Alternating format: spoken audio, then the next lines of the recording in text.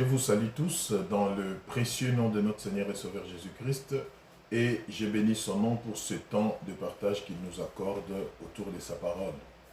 Notre thème de cette occasion s'intitule comme suit: La présence de Dieu n'exclut pas l'adversité. La présence de Dieu n'exclut pas l'adversité. Il est important, bien-aimés, dans notre marche avec le Seigneur, que nous nous donnions la peine de chercher à comprendre comment le Seigneur opère et comment il fait les choses. C'est très important pour que nous ne soyons pas victimes de l'ennemi qui, de temps à autre, va s'évertuer à venir nous faire croire que nous avons, par exemple, fait un mauvais choix ou que nous ne sommes pas en train de bénéficier des avantages d'être enfant de Dieu. Voilà pourquoi l'objectif vraiment de cet enseignement, c'est de nous amener à comprendre qu'est-ce que le Seigneur dit exactement dans sa parole et de quelle manière nous devons appréhender cela au lieu de rester dans les illusions, au lieu de rester dans notre raisonnement à nous. Qu'est-ce que la parole de Dieu dit? Beaucoup croient que le fait de donner sa vie à Jésus-Christ fait de nous, passez-moi des termes, des hommes extraordinaires qui n'appartiennent plus à ces siècles, qui n'appartiennent plus à cette terre et qui vivent dans un monde imaginaire ou un monde à part. D'emblée, vous conviendrez avec moi que par rapport aux Écritures, ce n'est pas ça le cas. Et quand vous essayez de lire la Bible, du début à la fin, personnellement, je n'ai vu nulle part où le Seigneur nous dit que quand nous devenons ses enfants, quand nous lui appartenons, quand sa présence est dans notre vie, alors nous sommes exonérés, passez-moi le terme, exonérés des difficultés, nous sommes à l'abri des persécutions, nous sommes à l'abri des échecs, nous sommes à l'abri de tout ce que les communs des mortels peuvent connaître. Ça, ce n'est pas la pensée de Dieu. Et ce qui fait que beaucoup d'enfants de Dieu aujourd'hui ont rétrogradé ou ont une mauvaise perception justement de leur relation avec le Seigneur, c'est justement le fait de ne pas bien comprendre ces choses. Et vous allez remarquer cela par des lamentations ou des expressions du genre moi vraiment qui prie Dieu, ou moi vraiment qui sers Dieu, avec tout ce que j'ai fait pour le Seigneur, comment telle chose peut m'arriver, qu'est-ce qui peut faire que cela m'arrive à moi et tout. Ce sont des expressions, ce sont des langages qui montrent tout simplement qu'on n'a pas encore vraiment compris comment Dieu fonctionne et comment nous devons marcher avec lui. Alors, nous allons, pendant ce temps que le Seigneur nous donne, arriver à découvrir cela. Nous allons donc prendre notre premier passage dans le livre d'Ésaïe, Ésaïe 43, et nous allons lire du premier verset au 5e verset. Ésaïe 43, du premier verset au 5e verset. La Bible dit ceci: Ainsi parle maintenant l'Éternel qui t'a créé, ô Jacob, celui qui t'a formé, ô Israël. Ne crains rien, car je te rachète, je t'appelle par ton nom, tu es à moi. Si tu traverses les eaux, je serai avec toi, et les fleuves, ils ne te submergeront point. Si tu marches dans le feu, tu ne te brûleras pas, et la flamme ne t'embrasera pas. Car je suis l'Éternel ton Dieu, le Saint d'Israël ton Sauveur. Je donne l'Égypte pour ta rançon, l'Éthiopie et Saba à ta place. Parce que tu as du prix à mes yeux, parce que tu es honoré et que je t'aime. Je donne des hommes à ta place et des peuples pour ta vie. Ne crains rien, car je suis avec toi. Je ramènerai de l'Orient ta race et je te rassemblerai de l'Occident. Voilà, la parole du Seigneur est claire, bien-aimé. Quand nous lisons ici, Le Seigneur est en train de s'adresser à son peuple. Il est en train de s'adresser à Israël, cette nation qu'il s'est choisie, qu'il s'est réservée pour montrer sa gloire. Mais si vous avez bien suivi la lecture, vous verrez que dans sa parole, au travers de son serviteur, le prophète Ésaïe, le Seigneur est clair dans ce qu'il est en train de dire. Il ne dit nulle part à son peuple que parce que tu m'appartiens, parce que je suis ton créateur, parce que je t'aime, alors aucun fléau ne t'arrivera. Rien ne pourra se passer d'anormal dans ta vie. Le Seigneur ne tient pas ce langage à son peuple. Mais par contre, si nous avons bien observé et bien compris, nous voyons que le Seigneur est en train de faire deux choses ici. Il est en train de prévenir son peuple que l'adversité viendra, les difficultés viendront, le problème pourront se poser, il y aura les hauts et les bas, et tout ça s'est exprimé par des expressions que la parole de Dieu utilise du genre les eaux, quand vous traverserez les eaux, quand vous passerez par le feu. Vous voyez, les eaux, le feu, ce sont des expressions, des images, des situations compliquées, des circonstances compliquées, des moments durs qui peuvent arriver. Le Seigneur souligne que ces moments-là peuvent arriver. Mais ce qui est intéressant, il demande à son peuple de ne pas craindre. Vous voyez? Il lui dit de ne pas craindre parce que justement, il est là et il sera toujours là. Et parce qu'il est là et qu'il sera toujours là, alors il sortira son peuple de tout ce moment difficile. Donc, voilà pourquoi notre thème nous dit que la présence de Dieu n'exclut pas l'adversité. C'est-à-dire, ce n'est pas parce que Dieu est là, ce n'est pas parce que je suis enfant de Dieu que je ne peux par exemple pas tomber malade. Je vois des gens dire, mais comment moi je peux tomber malade avec tout ce que j'ai fait pour le Seigneur? Non, mais écoutez, tout ce que vous faites pour le Seigneur, c'est par sa grâce. Et comment est-ce que vous allez découvrir Dieu dans d'autres dimensions? Comment est-ce que vous allez apprendre d'autres attributs de Dieu, ses capacités, si vous ne l'expérimentez pas ou si vous ne passez pas par certaines circonstances? Voyez? Donc, il est très important que nous puissions changer notre vision, notre manière de voir les choses. Et cela va faire que nous puissions grandir dans notre marche avec le Seigneur. Au lieu de toujours être grinchés. Oui, il y a des gens qui sont vraiment grinchés dans le Seigneur. Ils sont toujours en train de se lamenter, en train de murmurer. Pourquoi moi? Comment ça peut m'arriver? Moi, je jeûne tous les mois. Moi, je prie. Moi, je donne les aumônes. Moi, je fais ceci, des sacrifices pour Dieu. Mais pourquoi le Seigneur peut permettre? Non, le Seigneur, à la différence de notre ennemi, notre Dieu est clair dans sa relation avec nous. Il nous dit clairement, dès l'entrain de jeu, comment les choses vont se passer. Il ne nous a jamais promis d'être à l'abri des aléas de la vie. Il ne nous a jamais promis d'être à l'abri de l'adversité. Mais par contre, il nous a promis de nous sortir de là. C'est ça que nous devons comprendre. Si tu traverses le feu ne te brûlera pas. Il n'a pas dit que tu ne traverseras pas le feu. Donc le Seigneur reconnaît que tu pourras à un moment donné traverser le feu. C'est-à-dire, tu pourras passer par une circonstance difficile. Tu pourras avoir peur. Tu pourras même voir ta foi être menacée des fois par des circonstances. Mais il te garantit une chose, c'est que parce qu'il est là, il te sortira de là. Ça, c'est très important. Et quand on comprend les choses de cette manière, on atteint la maturité et cela nous permet, même quand rien ne marche, même quand nous ne comprenons rien, cela nous permet de dire que Dieu est bon et il reste bon. Sinon, nous serons ces genres de chrétiens, ces genres d'enfants de Dieu qui ne sont contents de leur relation avec leur Père que quand tout va bien.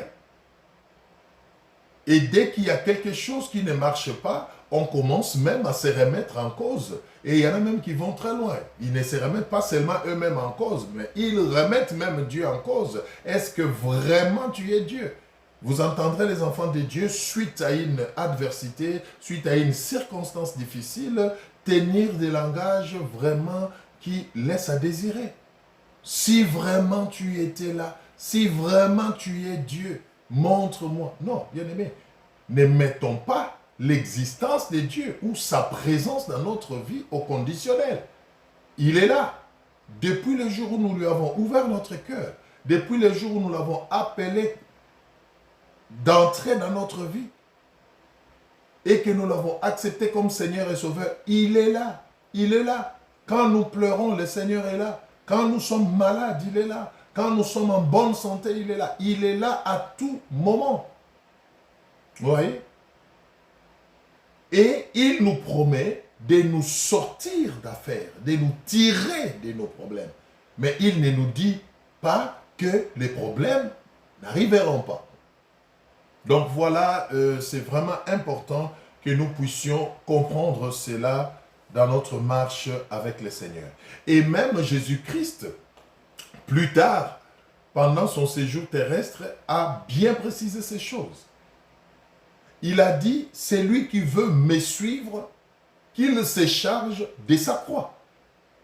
C'était une manière de ramener les gens à ce que le Seigneur avait dit dans Isaïe. Ouais. C'est lui qui veut me suivre, qu'il se charge de sa croix. C'est-à-dire, ça ne sera pas facile, ça ne sera pas aisé. Pas toujours aisé du moins. Mais nous avons l'assurance qu'il est là. Et parce qu'il est là, il va nous sortir, il va nous tirer d'affaire. Donc c'est cette assurance-là que nous devons avoir. Voilà pourquoi quand les problèmes arrivent, ne nous plaignons pas comme des païens, ne murmurons pas contre le Seigneur, ne remettons pas en cause l'efficacité de notre Dieu, mais par contre, revenons dans sa parole et rappelons à Dieu ce qu'il a promis. Il est derrière sa parole pour l'accomplir. Mais beaucoup d'enfants de Dieu, au lieu de rentrer dans les Écritures, au lieu de rappeler à Dieu sa parole pour le voir à l'œuvre, ils préfèrent murmurer, se remettre en cause, se culpabiliser, parler. Et cette attitude-là ne permet pas une bonne ambiance spirituelle pour que le Seigneur se manifeste. C'est très, très, très important que nous puissions comprendre cela. Nous allons prendre notre deuxième passage dans le livre de Luc. Luc 8, du 22e verset au 25e, là où nous allons voir aussi une situation qui va vraiment illustrer tout ce que nous sommes en train de dire. Et ça va nous permettre de voir quelle attitude nous devons avoir, nous enfants de Dieu, face à l'adversité, face à une situation qui nous dépasse, quelle attitude nous devons avoir. Et ici, c'est vraiment intéressant parce que c'est quelque chose qui s'est passé avec Jésus-Christ lui-même à côté de ses disciples. Donc, Luc 28, du 22e verset au 25e, nous allons lire. Luc 28. Luc 8, pardon, je disais donc, Luc 8, nous lisons de 22 à 25. La Bible dit ceci. Un jour, Jésus monta dans une barque avec ses disciples. Il leur dit, passons de l'autre côté du lac, et ils partirent. Pendant qu'ils naviguaient, Jésus s'endormit. Un tourbillon fondit sur le lac, la barque se remplissait d'eau et ils étaient en péril. Ils s'approchèrent et les réveillèrent en disant, « Maître, Maître, nous périssons. » S'étant réveillé, il menaça les vents et les flots qui s'apaisèrent et le calme revint.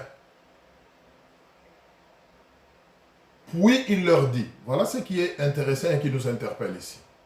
Puis il leur dit, « Où est votre foi ?» Saisis de frayeur et d'étonnement, ils se dirent les uns aux autres, « Quel est donc celui-ci qui commande même au vent et à l'eau et qui obéissent ?» Oui. Et à qui ils obéissent. Voilà. Donc, ça, c'est vraiment un cas de figure que nous prenons pour illustrer ce que nous venons de dire, bien-aimés, que la présence de Dieu dans notre vie n'exclut pas l'adversité, n'exclut pas la persécution, n'exclut pas des difficultés. Mais par contre, nous avons l'assurance qu'en cas de difficulté, en cas d'adversité, il est là pour nous sortir. C'est ça la pensée de Dieu.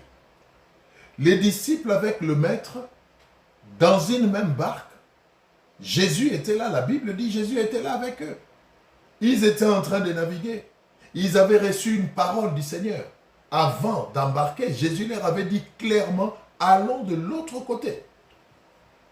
Oui, allons de l'autre côté. Ça, c'était une parole, une promesse que le Seigneur avait libérée. Prenons la barque, naviguons et allons de l'autre côté. Il a même déjà donné la destination avant même de commencer le voyage. Mais la Bible dit qu'au milieu du voyage, la tempête s'est levée, le vent a commencé à souffler, à telle enseigne que même la barque était menacée de périls, c'est-à-dire de naufrages. Et dans tout ça, la Bible dit Jésus-Christ, dans la même barque, dormait. Il dormait. Et les disciples, dans la peur, dans la crainte, après cette... Et ça, c'est ce qui est commun à nous tous humains. Dès qu'il y a une situation, nous perdons la pédale. Bien aimé, j'aimerais m'arrêter par là pour insister sur une chose. Que nous puissions sortir de ces réflexes humains à chaque fois qu'il y a une difficulté, à chaque fois qu'il y a un problème, que ça soit la peur qui s'empare de nous, que ça soit la débandade et le désarroi.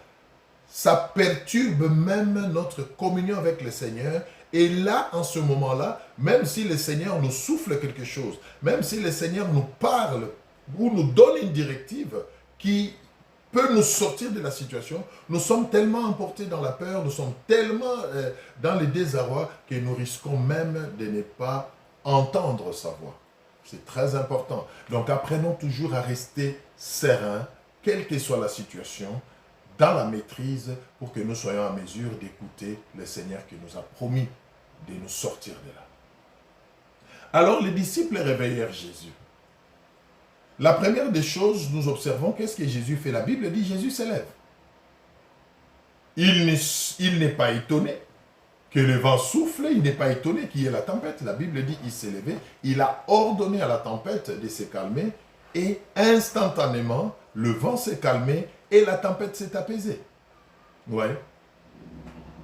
Donc, la présence de Jésus dans cette barque n'a pas empêché à la tempête de s'élever contre la barque. La présence de Jésus dans cette barque n'a pas empêché au vent de souffler. Mais du moins, la présence de Jésus dans cette barque a fait que, après que la tempête se soit levée, ou le vent ait soufflé, que ça s'arrête en obéissant à sa voix. Très important à retenir, bien-aimé. La présence du Seigneur dans ta vie n'empêchera pas la maladie d'arriver.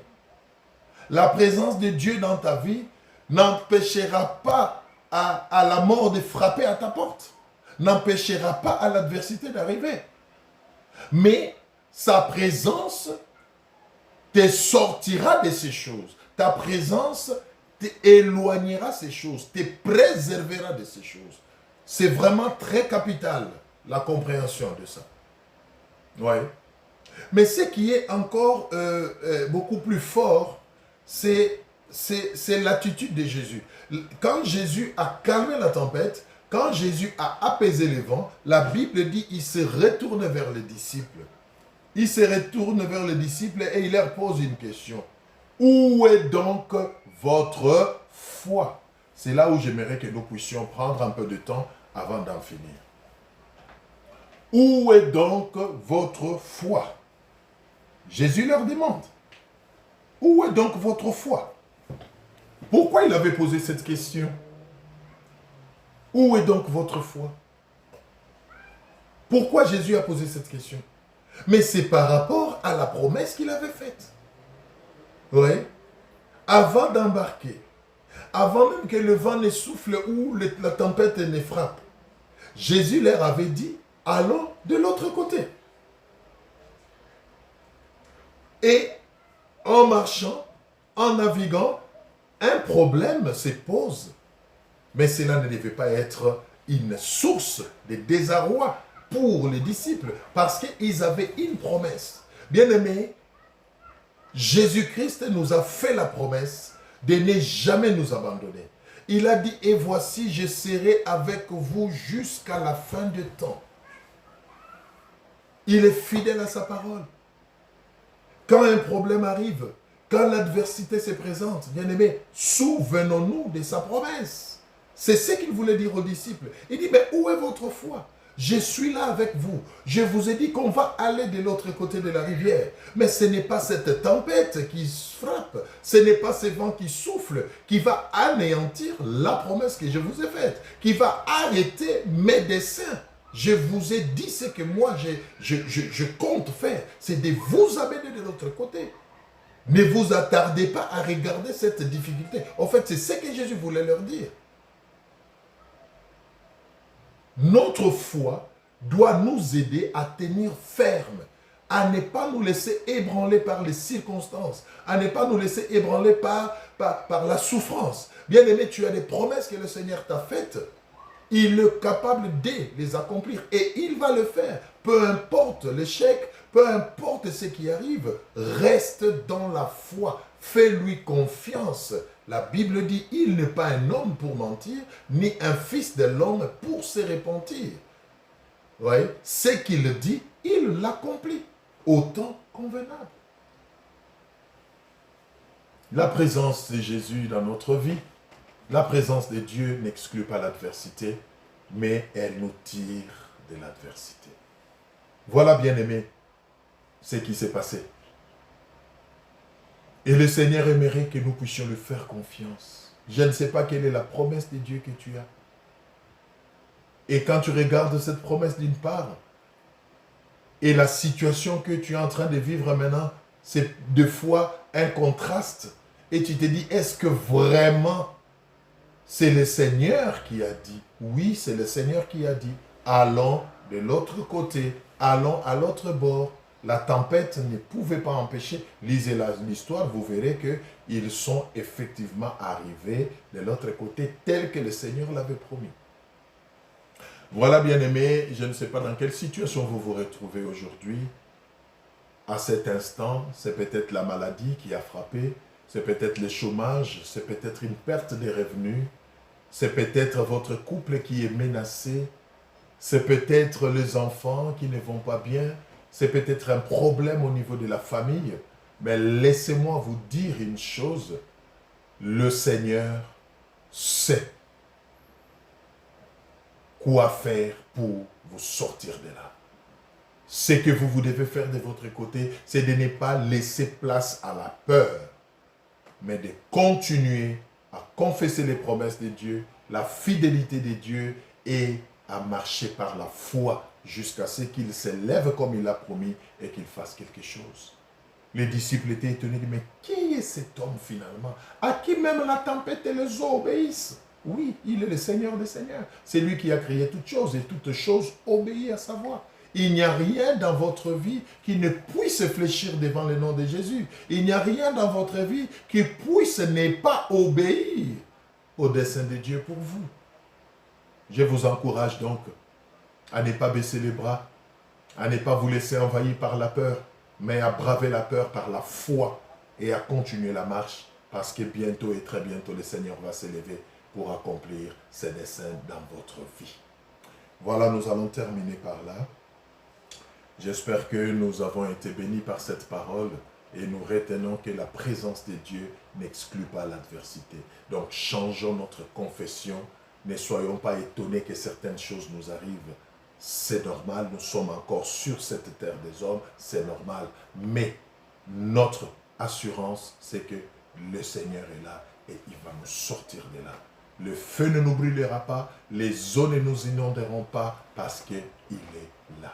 J'aimerais bien aimer prier avec vous avant de terminer ce moment. Vous qui êtes en train de traverser une impasse, vous qui êtes en train de connaître un problème vraiment compliqué, et si vous avez une promesse de Dieu, restez ferme. Votre couple n'ira pas en péril. Le Dieu qui vous a unis, il le sait. Continuez à lui faire confiance. Même dans les chômages, il est capable de créer de nouvelles opportunités. Alors je vais vous inviter juste à incliner votre tête pendant que je vais élever la voix pour prier. Seigneur mon Dieu, je te bénis pour cette parole. Ta présence me rassure, Seigneur. Oh, c'est vrai. C'est vrai, Seigneur mon Dieu, que l'adversité viendra. L'ennemi frappera toujours parce qu'il est en train d'éroder comme un lion rugissant, me dit la Bible. Mais je reste serein parce que toi, tu es là et tu me sors de l'affaire. Je te bénis pour la délivrance dans la vie de mon frère, dans la vie de ma soeur. Je prie vraiment que tous ceux qui ont entendu cette parole soient fortifiés, Seigneur. Retrouvent la force de se relever et de continuer la marche. Qu'ils ne laissent plus leur tête baisser, qu'ils la relèvent parce que tu es là et tu les soutiens. Merci, Seigneur, d'exaucer cette prière et de donner un témoignage à tes enfants. Nous te le demandons d'un commun accord au nom de Jésus-Christ, notre Seigneur et Sauveur. Amen. Que le Seigneur vous bénisse.